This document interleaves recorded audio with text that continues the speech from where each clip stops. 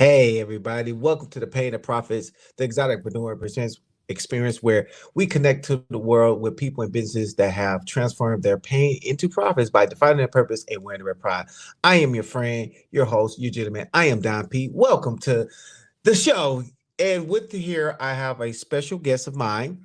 We actually go back a long time. We go all the way back to childhood.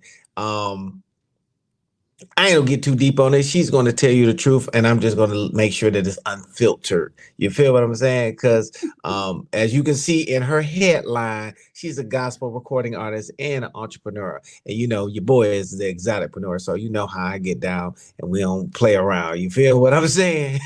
So without further ado, I would like to introduce to many and recognized by some, Miss LaJessica Joiner. Welcome, welcome, welcome, welcome, welcome. But first, let's go ahead and hit the intro. And before you do anything and everything, make sure y'all like and subscribe, man. Come on, dude. Don't act like that.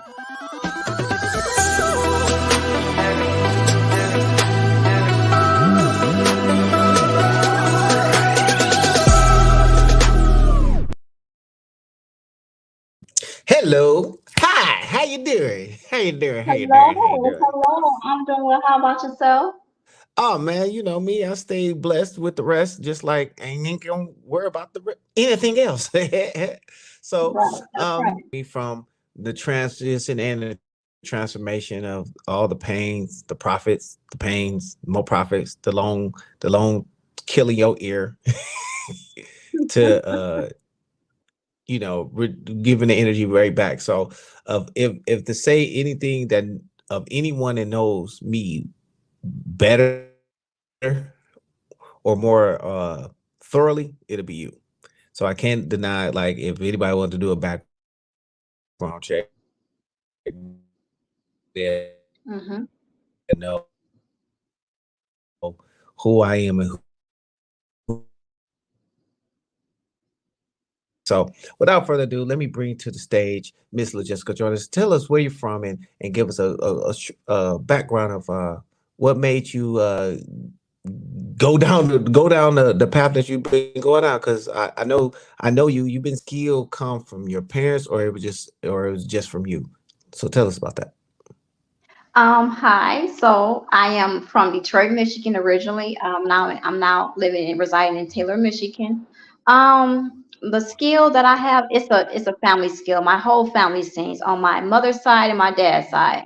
So my whole family sings. So it's something I inherit within my family. I've been singing since I was 4 years old. Had my first solo at church, Puritan Avenue Baptist Church, where I grew up in, singing "Trust and Obey." I still remember the first song I sung under the direction of Rosa Worth with God's Children Choir.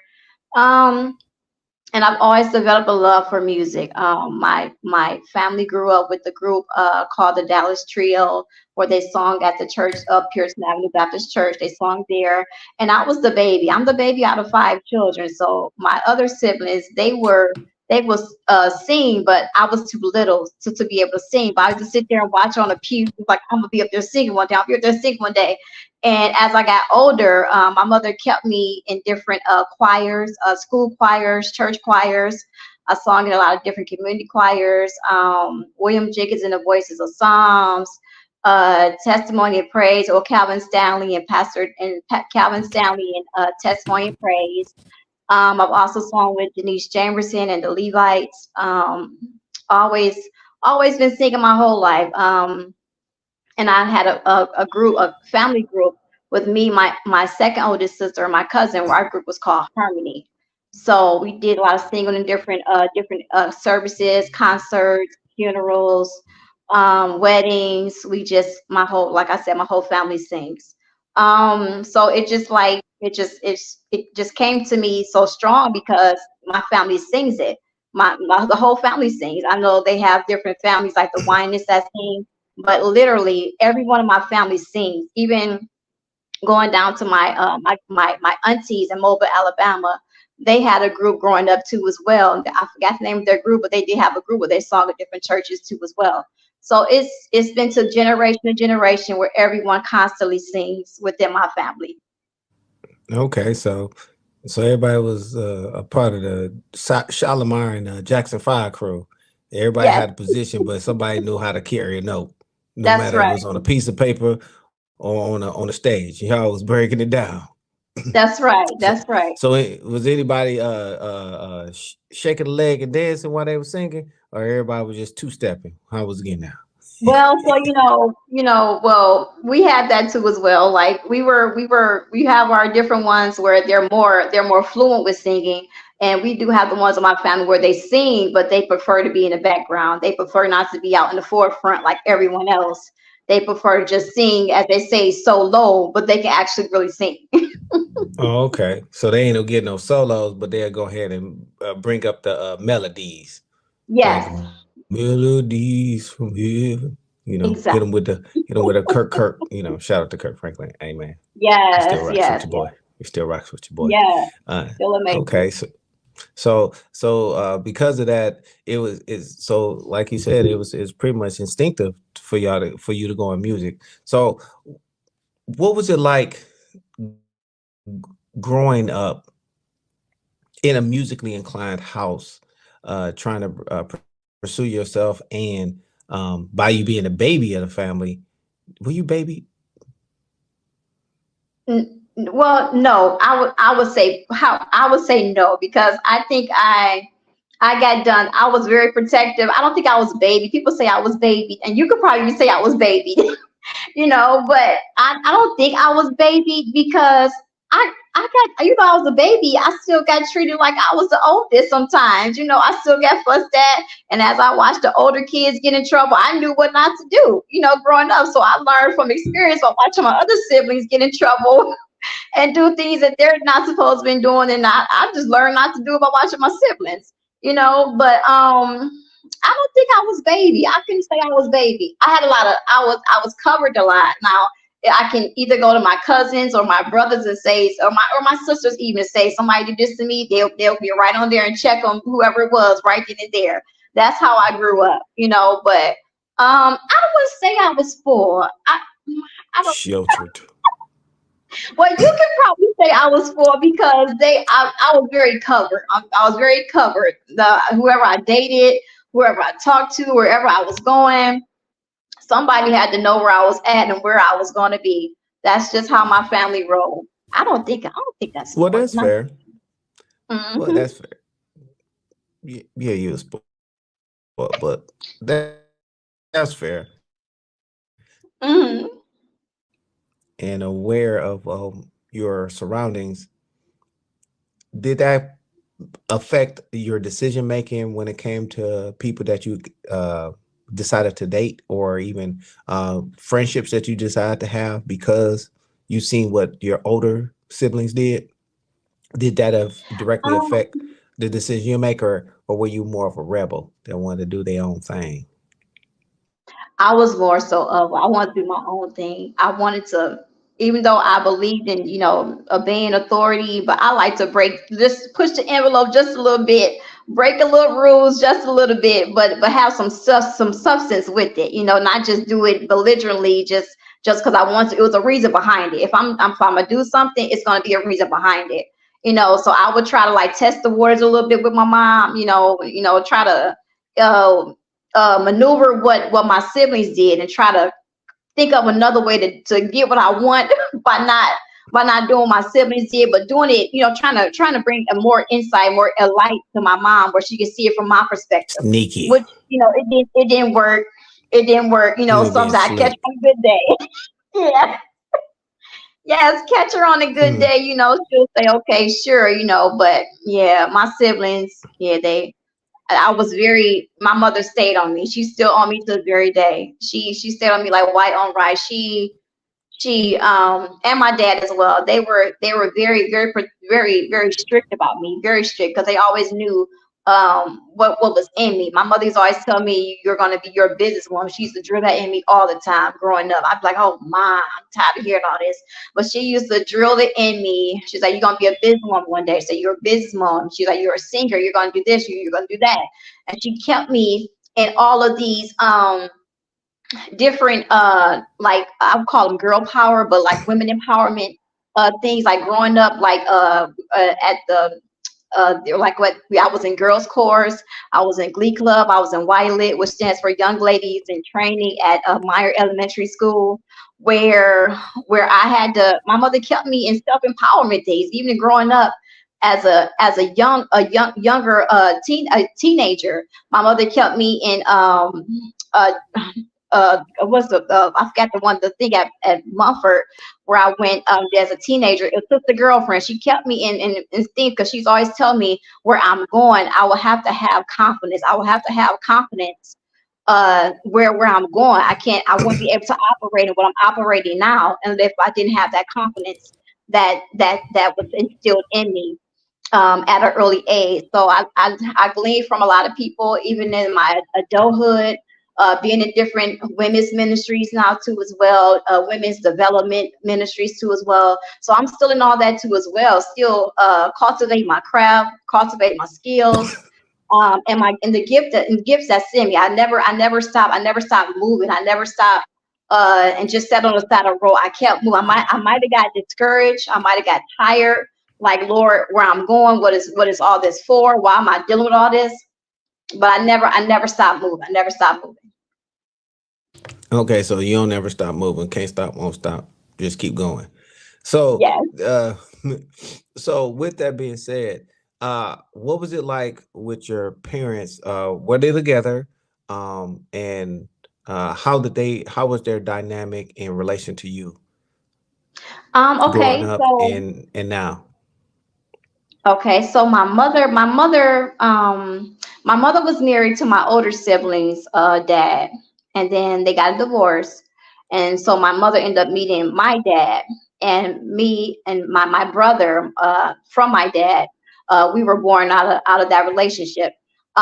So my mother and dad, they were like I said, they were strict on me, very very keen to make sure I stayed in church, make sure I stayed grounded in the word of God, make sure I kept moving in God. But the relationship with my mom and dad, they weren't together anymore, but they still took care of me. They still looked out for me. They still covered me and my brother, and even my older siblings, because my dad took in my older siblings as if they were his too as well.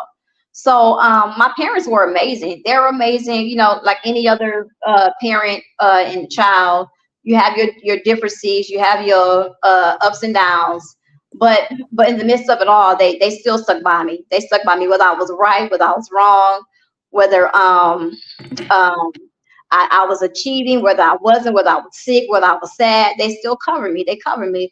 And my parents, I say they are my heroes. My dad passed August 10th, 2013, and I had to sit there and hold his hand while he took his last breath. My dad was a veteran. He fought in Vietnam, so he ended up passing away at the Veterans Hospital. Um, and the thing that really got me about my dad was always prophetic. He never operated in the prophetic, or he was never ordained or anything like that at all. But when we took him to the hospital, me and my stepdad and my mom, we took him to the hospital, and the thing that he gave me, he said, "No, I gotta go back in the house." He went back in the house. He came back out. He said, "Baby girl, I want you to keep this Bible." And I still have this Bible with me to this day. He gave me his Bible. He said, "Baby girl," he said, "you and your brother, you're going to need to stay in the word." He said, "Things are going to come up against y'all where you're going to have to stay in the word." He said, "I might not be able to talk to you anymore." He said, "But you're going to have to stay in the word, baby girl. Promise me you stay in the word." And he spoke blessings over me. He prayed for the right man to come into my life. He prayed that they would take care of me and look out for me and have my back and support me as if my dad was here. And out of that prayer that he prayed, it's beginning to manifest now. And that was my dad. Like I said, he passed in 2013, August 10th, 2013. So and but it's just when my dad took his last breath and I held his hand, I never thought in a million years I would have to hold my dad. And I kept taking all the time going to the hospital.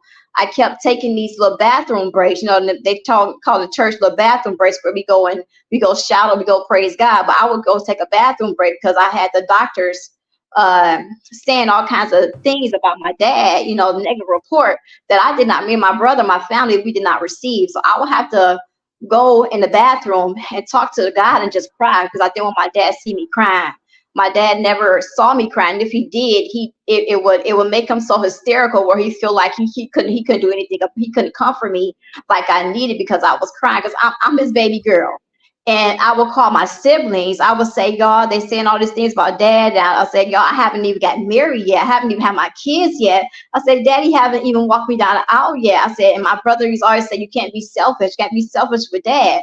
But my thing was, I didn't care. I wanted my dad. I wanted my dad. So I had to make sure I let go of self, let go of self, and let my dad be at rest. Let my dad be at rest. Let my dad be at rest. It was hard for me, but I was able to make it through that, stage where I'm able to help others too as well with the losing of a parent. My mom is still here with me, thank God, but she's been a pillar.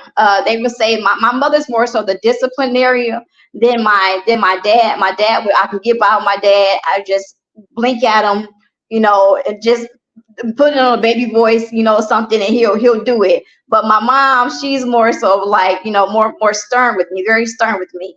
But yeah, my mom has been amazing. She's been amazing. She's been coaching me and praying over me and just fasting over me, and just encouraging me, been a great encouragement to me. So so spirituality is very deep into your the root of your family and the foundation. Yes. Um, were their lifestyles different? So my no, they were both, well, they were both Christian. They were both Christian, but my dad lifestyle was more, it was more so, I don't know, a situation probably happened in his life. I don't know. I never asked him because I don't question my dad about situations they deal with. Their life was still the same, but my dad, he changed. He changed his preferences, and so therefore, I don't know what happened with that situation. I never asked him because I felt that wasn't my business to ask my dad a situation like that. But he still loved my mom. He still loved my mom. Even in spite of that, they had already broke up by that time, whatever. But he still loved my mom. He still cared for my mom. He still was there for my family and all my other siblings. So he was still a good dad to all of us. Okay. So, you did express that, it's been approximately about 10 years now since he passed, and you were Yes. able to um, be with him in his final days. Hmm. Has that affect you going forward in regards to connecting with creating new friendships now with people since his passing? No, you know what? No, it's been more amazing. It's been more even better because, like I said, my mother and dad always spoke life over me. They always spoke blessings and the word of God over me. Always encouraged me and pushed me to where I was supposed to be. So it helped me be able to help in what I went through. I'm able to help someone else. So I'm able to minister to someone that's maybe a parent passed away, and maybe their parent.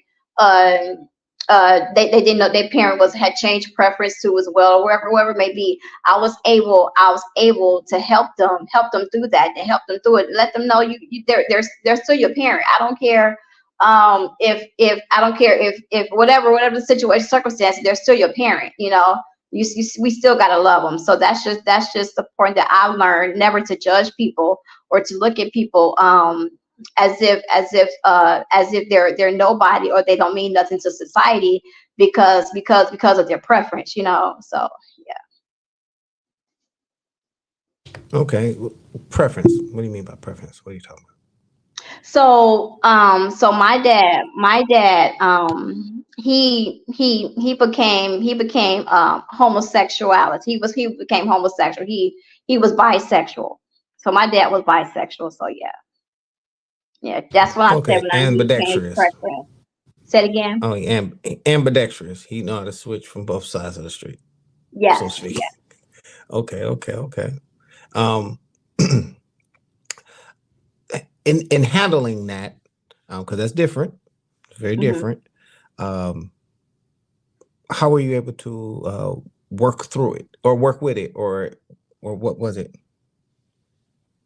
So growing up, when I first found out, I didn't find out until I was like 14 years old. Like I said, I'm a true daddy's girl. So I didn't find out until I was 14 years old that my dad was homosexual, well, bisexual. I didn't know that until I was 14 years old because my dad, that was my dad. You know, I don't see flaws in people, you know, and I hold it over them. That's just not me. But my dad was more so of because I'm his baby, so he kept a lot of things from me that he thought that would like maybe like hurt me or harm me any kind of way. So he tried to just keep me covered in that area and just to keep me protected, as he would say. So yeah, I didn't find out until I was like 14 years old. It took when I did find out, it really hurted me because I was like, okay, all this time, Dad, you never told me about it. You never let me know about it. And he would always tell me that he couldn't tell me, you know, because he wanted to protect me. So I never knew that about him. So, but he eventually, after he confessed to me, he could eventually told me that Okay. that was what it was. Okay. Fair enough. So Mhm. going now into uh, your music and into singing about, you know, some of the things you went through, did that affect you any, or how were you able to connect with other men and women in that space because of his new revelation? So it didn't change. Like I said, it didn't change me at all. I don't change because of circumstances. But like I said, I keep moving. So what it did, it just gave me more ammunition. It gave me more strength. I drew off that adversity. I drew off the strength to be able to keep moving, to be able to help other people. So it didn't stop me. It didn't deter me. And if anything, it pushed me forth more to do more, and to help more. Okay, awesome sauce. So now you got an album out here. You got some singles out here. Talk to us about it. You know, you've been making your music now, and you finally was able to get to the studio and create your own music. So what's that all about? I'm about to do a quick little bing bing. This is the album, y'all. Just in case y'all don't know, that's her. You know, check it out. It's on everything. Thank you. So, how I was able to get out well, so, um, my friend and producer, Curtis McLemore, we met in high school, um, and at Mumford High School. We were talking on the phone, and we talked for like a good 10 years straight, just on the phone. And then you know, because I sing throughout the day. Singing is my passion. Singing is one of my therapies. So when I feel sad, when I feel down, when I feel discouraged, when I feel depressed, whatever it may be, I draw off of singing. I draw off of music. And like when I would talk to him on the phone, I'll say, hold on, and I'll just sing. Like I'll sing throughout the day. My neighbors will have no problems with me. All I would do is just sing all day long. Literally, I would sing all day long because singing is one of my passions. So I would say, hold on, and get off the phone, put him on hold. And I come back to the phone. He said, was that you singing? I would say, yeah, that was me. He said, I didn't know you could sing. He said, sing this again. And you told me, see, so when I was singing, he was like, I didn't know you could sing. He said, oh, we got to work with that, got to work with that. So he kept asking me a few times to do a single in 2021, but it was so much going on at that time within myself. I said it was too much. I had too many things on my plate where I said I wasn't going to do it right then there. So I kept turning him down. He wanted to do an album, but I said no album, whatever. Then he asked me last year. He was like, "Can't you just do a single then?" I said, "Sure, I'll do the single." So I did the single, and the single is entitled "My Everything." It's available on all digital music platforms. And how the song came about, Curtis texted me one day and said, "Give me a glimpse of how you feel about how you feel about the presence of God." So I texted him, and he wrote that song through a text within 12 minutes. That song came about through a text in 12 minutes. So yeah, and every time I sing that song, I swear, oh my God, I swear it resonates with my spirit so much more. Where it's like it gets stronger and stronger and greater because I've experienced God being my everything. I've experienced Every lyric that's in that song, I have experienced that song literally I have. So God has shown and proven himself to be my everything. Do you want to hit him with a little couple verses of it? Sure, I'll sing it. Go right ahead. Knock yourself out. Okay. No rush, no All pressure. right. All right. It says, "You are my God. You are my King, my everything, my everything. Mm. You are my God. You are my King, my everything, my everything." First verse says, "Your love, your joy, my friend, but so much more. My peace, lover of my soul, and I worship you forevermore. You are my God. You are my King, my everything, my everything. Oh, you are my God. You are my King, my everything, my everything." And that's the first verse and the chorus. There you go. See, look, check it out. Good job, good job, good job. So y'all Thanks. know that you catch out You Are My Everything on all the streaming platforms. So you are quite the entrepreneur out there now. So tell us about your other business ventures that you stepped into doing as you've been progressing as a what's that, empowered woman. Since you know your mom got you going hard with the women empowered. So you know you're quite the entrepreneur. So what are you doing now in the entrepreneurial space? Tell us about the business side. So, I've been a year being a Mary Kay independent beauty consultant, which I adore. My recruiter, Teresa Rayner, I was her best customer. And I remember as a little girl watching my mom with all this pink stuff and these. I see her friends with these pink cards. I'm like, what the heck is all this? But I loved it because I'm a girly. I'm a real girly girl. So I'm like, what is all this? What is all this pink stuff? What is this? I see my mom and her friends come over. At that time, they were Mary Kay parties. I didn't know what it was. I just knew I see a whole bunch of all these pink bottles all over the place. I didn't know what it was. And so I knew. And so as I got older, I said, Mother, I want to try. I want to try that. So as I got older, I met at my church, Cinderella Praise, my recruiter. And like I said, I was her best customer. She said, "You love it so much. Why don't you just start selling it?" And I said, "Sure." She asked me a few times before, but it was never the right time with situations in my life. It was never the right time. But as of last year, I've been selling Mary Kay, and I love it. I love it. I love the skincare. I love talking to the people. I love talking to the ladies. I love everything that's women empowerment and that's strengthening women. I love it. And my thing I love most about Mary Kay is their motto is God first, family second, career third. That's our motto, and that's just me all the way. I meet so many different people at our conferences, our services, our seminars, and it's amazing. It's a experience that you haven't, that a woman needs to experience. And we have men Mary Kay representatives too as well. But it's the passion, the love, and the unity that you feel one from another, each woman to another. It's amazing. It's a feeling that you can only get at the Mary Kay conferences that we have.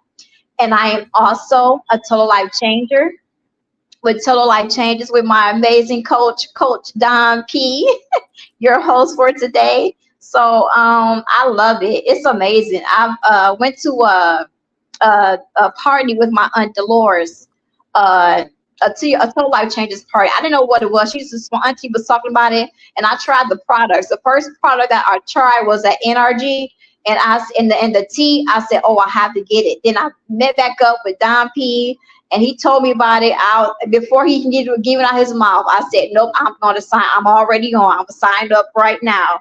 So I was able to sign up, and he sponsored me to sign up, and I love it. I love helping people with health and wellness, getting your mind right and getting back fit and getting the energy, because energy is so important. I've learned that energy is so important in these days. You got to make sure you have the energy to take care of the kids, energy to take care of your businesses, energy to take care of your ministry, energy to even run your errands. So I know energy is very important. So I'm really, really keen with that. And I have my own business. I'm the CEO and founder of that. It's called Divine Destiny Administrations LLC, where I do secretarial, clerical, treasurer, business administration, and virtually and in person personal assistant. I love it. Secretarial skills too as well. I love it. I love it because it's my path. Like I said, I watch my mom. I've learned that from my mom. Watch my mom and my dad actually growing up with their businesses too as well. And I've always thought they were just, like I said, they're my heroes. So I watched them grow up, watch things they did, and I've always wanted to do the necessary things that they did to run their business and to keep it up and keep it moving while helping people and in ministry. And so like I said, my mom and dad has been a great example to me. So yeah, and yeah, that's it. Well, it's super dope, super dope. So you've been tapping into a lot of things, as we say in the exoticpreneur world. Your self habit, your health habit, your Hmm. financial habit, then your business habit, and your spiritual habit. These are the six daily habits that I go by, and that you've applied in your life in its own form. And it Yeah, is super exciting that that you were able to share with us some of your pain and how you was able to transfer those into profits. yeah. So with that being said, let people know how can they get in contact with you through social media and whatnot. Go ahead and let them know.